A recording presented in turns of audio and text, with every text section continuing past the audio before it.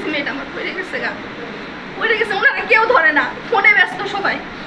আমি কাঁদতেছি, চিল্লাইতেছি আর বলতেছি আমার মেয়েটারে ধরে না, আমার মেয়েটা মরে গেল, আমার পা দুটো বেঁকা হয়ে গেছে, পড়ে গেছে, মেয়ে সেন্সলেট হয়ে গেছে। আমার ঝিয়ারি তখন আসলাম না, আমার জামাইয়ের বোন, ও আর আমি মহিলা মানুষ দুইজন মেয়েটাকে ধরতে পারি না। তখন আমি চিল্লাইতেছি ভাই কেউ আসেন, ভাই কেউ আসেন। তখন হাসপাতালে অনেক লোক, ভাই কেউ আসেন আমার মেয়েটারে বাঁচান। তখন একজন ভাই আসছিল, উনি আসছে। আমরা যখন খোঁজ নিতে আসছি রুগী ছাড়া 5 দিন আগে, যখন আমার রুগী সুস্থ, আমি তখনই খোঁজ নিতে আসছি। বলছে আপনাদের এখানে ডাক্তার কে? বলছে ফারজানা ইয়াসমিন ঐশী।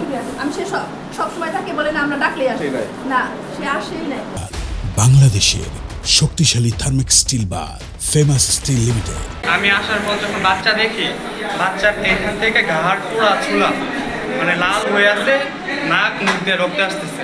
আমি আসার এটুকুই পেয়েছি। তার পেটে বাচ্চা, সে তো বুঝবে, বাচ্চা নড়াচড়া বন্ধ করে দিবে। বাচ্চা তো কালকে পর্যন্ত নড়াচড়া ছিল, ওনারা হার্টবিট মাপছে, তাহলে বাচ্চা মারা যায় তাহলে কেমন ওরা হার্ট চেক করবো?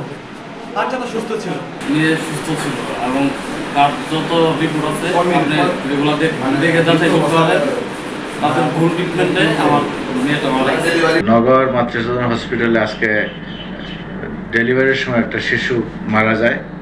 তো এই ঘটনার সময় প্রতির সাথে সাথে আমি এখানে পুলিশ ফোর্স প্রেরণ করি এবং পরিস্থিতি বিবেচনায় এই ডেলিভারির সাথে জড়িত নার্স এবং একজন আয়াকে আমরা থানায় নিয়ে আসি। মৃত বাচ্চাটির আমরা শ্রদ্ধাল সম্পন্ন করি এবং পোস্টমর্টমের জন্য ইতিমধ্যে সদর হাসপাতালে প্রেরণ করা হয়েছে। আমরা এই ব্যাপারে এখনো কোনো লিখিত অভিযোগ পাইনি, তবে লিখিত অভিযোগ প্রক্রিয়া আছে মর্মে জানি। অভিযোগ প্রাপ্তি সাপেক্ষে আমরা পরবর্তী আইনানুগ ব্যবস্থা গ্রহণ করব।